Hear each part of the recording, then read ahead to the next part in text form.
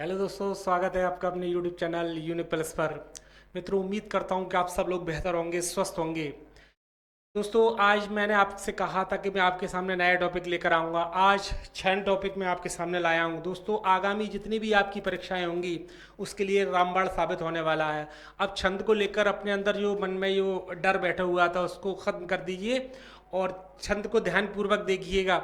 और क्योंकि मैं इसके बारे में आपको पूरे डिटेल से समझाऊंगा, तब आप इसको ध्यानपूर्वक पढ़िएगा तो ये आपकी बिल्कुल समझ में आ जाएगा।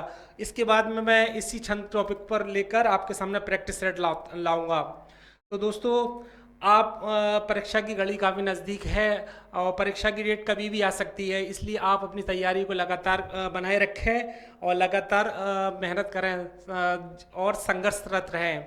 दोस्तों, कभी भी मार्ग में काफ़ी बाधाएं आएंगी, लेकिन आपको बाधाओं से घबराना नहीं है और ख़ुद को मजबूती के साथ, दृढ़ इच्छा के साथ अपने आप को बनाए रखना है। दोस्तों, कहते हैं कि मन के हारे हार होती है और मन के जीते जीत होती है, इसलिए कभी भी हताशा अपने अंदर पैदा ना होने दें और लगातार संघर्षरत रहें। कामयाबी एक दिन आपको ज़रूर मिलेगी। दोस्तों, एक इंग्लिश में कहावत है, जैसे कि कहा था कि as you will think, as you will think, as you will become. आप जैसे विचार करेंगे वैसे ही बन जाएंगे। If you consider yourself weak, यदि आप खुद को कमज़ोर सोचोगे, कि अगर अपने आप को कमज़ोर मानोगे तो आप कमज़ोर हो जाओगे। Then you will become weak and if you consider yourself strong then you will become strong. यदि आप अपने आप को कमज़ोर समझोगे तो कमज़ोर हो जाओगे और यदि आप अपने आप को ताकतवर मानोगे तो आप ताकतवर बन जाओगे। इसलिए आप खुद को कभी कमज़ोर मत समझें और लगातार अपनी मेहनत करते रहें और हिम्मत से अपना कार्य में जुट जाएं। और सफलता का मूल मंत्र यही है कि आप लगातार मेहनत करें और ख़ुद को कामयाबी के शिखर पर पहुंचाएं। तो दोस्तों, आज हम छंद को लेकर बात करते हैं।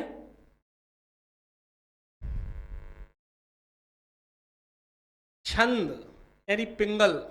छंद, पिंगल। अब यहाँ पिंगल क्या है दोस्तों? पिंगल जो है छंद शास्त्र के प्रवर्तक जो हैं वो पिंगल महोदय कहलाते हैं। ठीक है, इसलिए हमने यहाँ पर लिखा है पिंगल। इसको पिंगल शास्त्र या छंद शास्त्र भी कहा जाता है।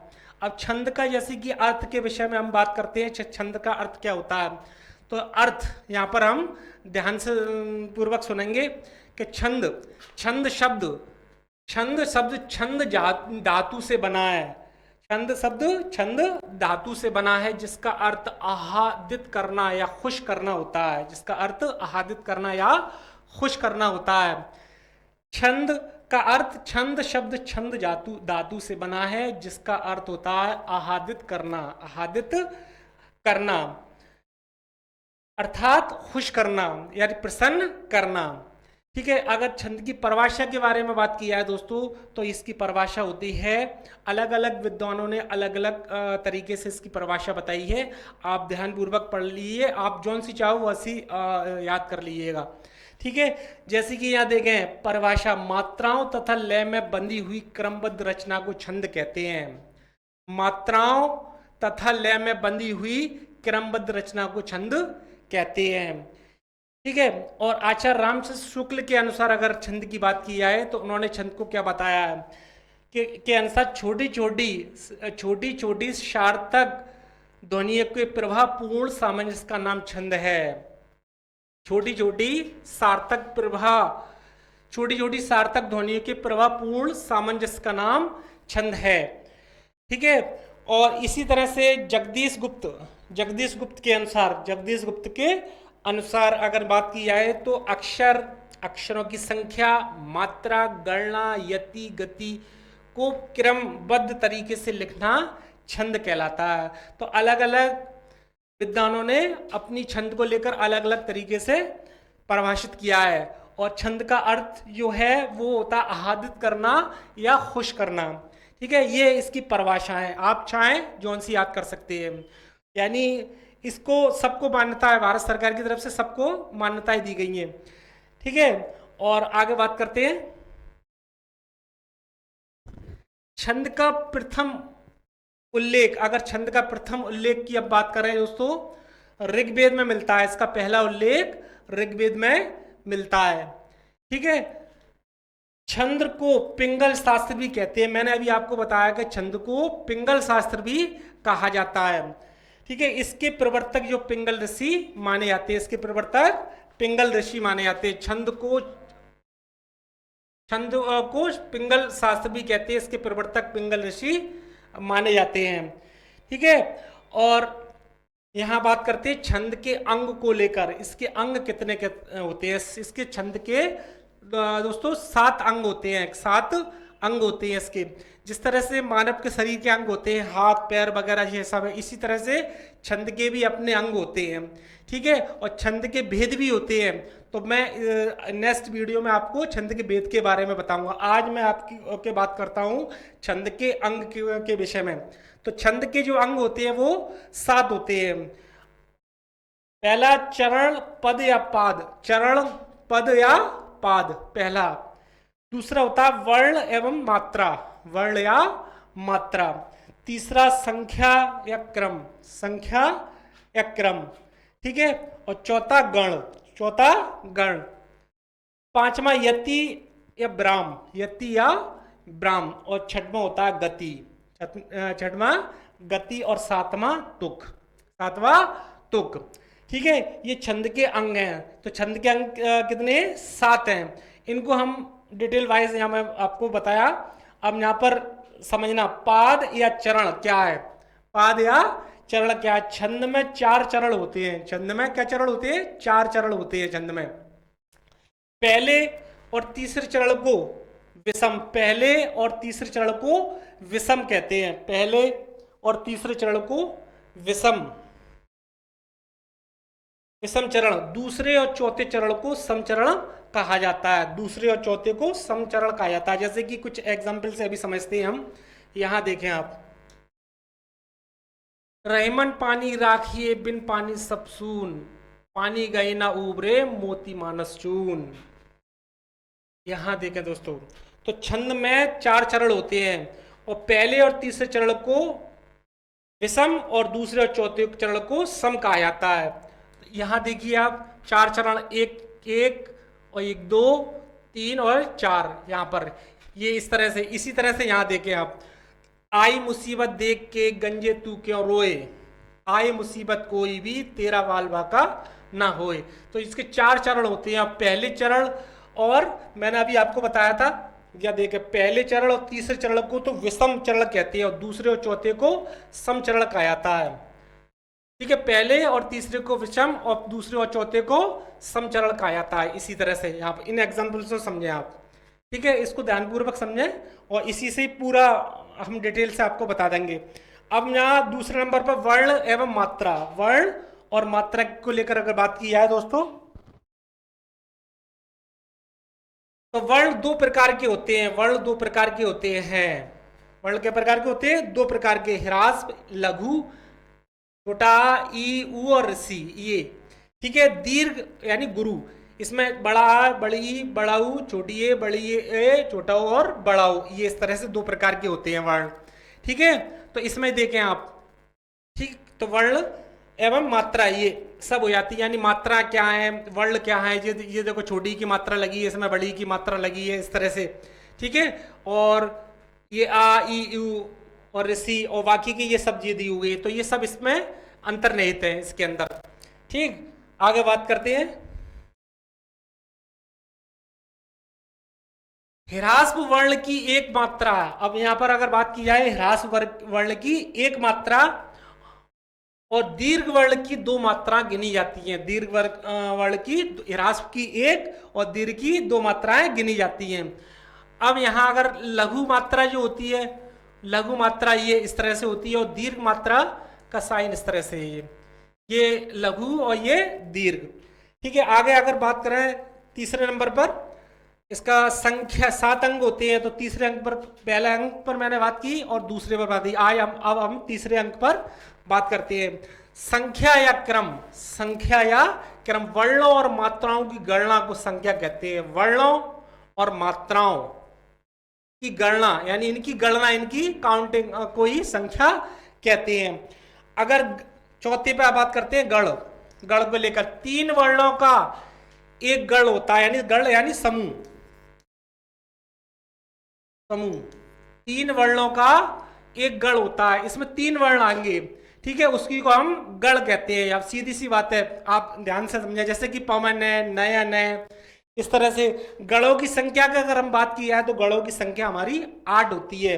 यगड़, मगड़, तगड़, रगड़, जगड़, भगड़, नगड़ और सगड़, ये सब देखो 3-3 में है। इसके में 3-3 सब में ये जितने भी वर्ण हैं उनमें 3-3 वर्ण का यूज हुआ है। वर्ण 1, 2 और ये 3, इस तरह से। तो पवन में 1, 2 और ये 3, इस तरह से, ठीक है। तो 3 वर्णों का एक गण होता है, 3, ये इससे ध्यान रखो, सीधी सी बात है कि 3 वर्ण जो होता है उसका एक गण होता है, 3 वर्णों का एक गण होता है, तो यही हमारा गण कहलाता है। और गणों की संख्या हमारी कितनी होती है? 8 होती है। ये हमने आपको लिख दिया यहाँ पर है। आगे बात करते हैं, चौथे नंबर पर बात करते हैं यति या विराम।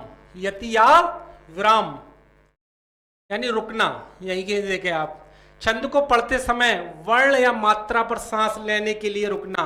छंद को पढ़ते समय, जब छंद को पढ़ेंगे तो वर्ण या मात्रा पर सांस लेने के लिए रुकना, सांस लेने के लिए रुकना, तो वही यति या विराम कहलाता है। यहां पर देखिए आप, जैसे ये लिखा है, रहीमन पानी राखिए, या रुक गए, ठीक है, सांस लेने के लिए या के लिए रुकना।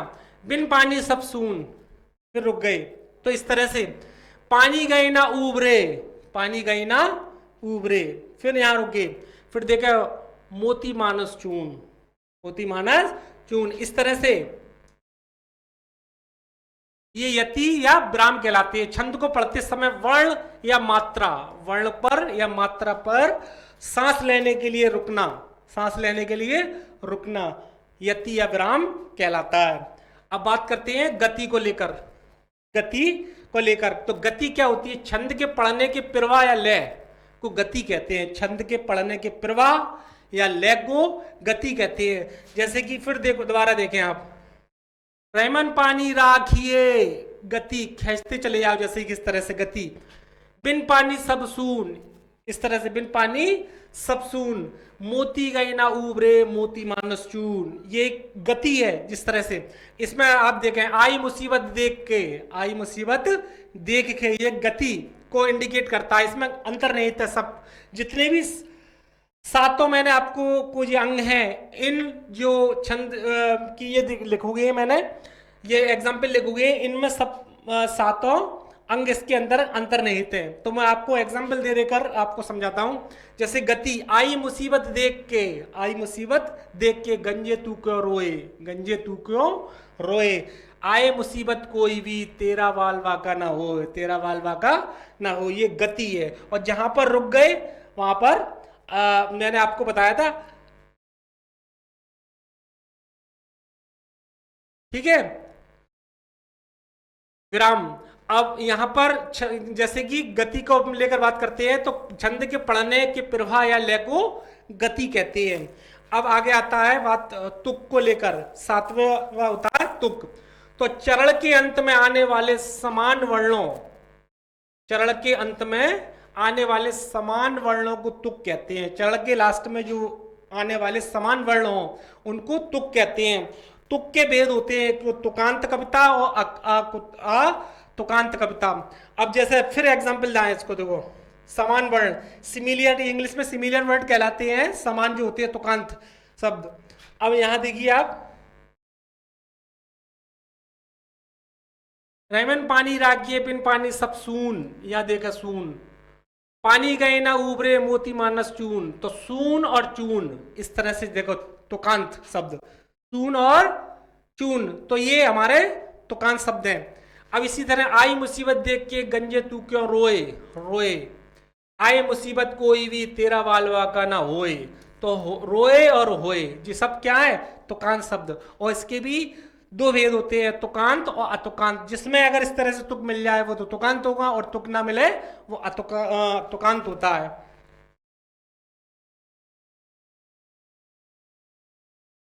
ठीक है। तो आज दोस्तों मैंने छंद टॉपिक को लेकर आपके सामने छंद के सातों अंग के विषय में बताया। छंद के 7 अंग बताए थे: चरण, पद या पाद, वर्ण एवं मात्रा, संख्या एवं क्रम, गण, यति, विराम, गति, तुक, ये बताई मैंने आपको एग्जाम्पल देकर। ये 2 एग्जाम्पल मैंने आपके सामने दिए। इन एग्जाम्पलों में अंतर नहीं थे, जितने भी ये छंद के जितने भी अंग दिए हुए हैं। तो मैं उम्मीद करता हूं दोस्तों आपको ये वीडियो पसंद आया होगा, और मैं इसी तरह से लगातार आपके सामने वीडियो लाता रहूँगा। और नेक्स्ट टॉपिक में मैं छंद के भेद को छंद के कितने भेद होते हैं उस या प्रकार, उस पर लेकर बात करता हूँ। और जब तक के लिए जय हिंद, जय भारत।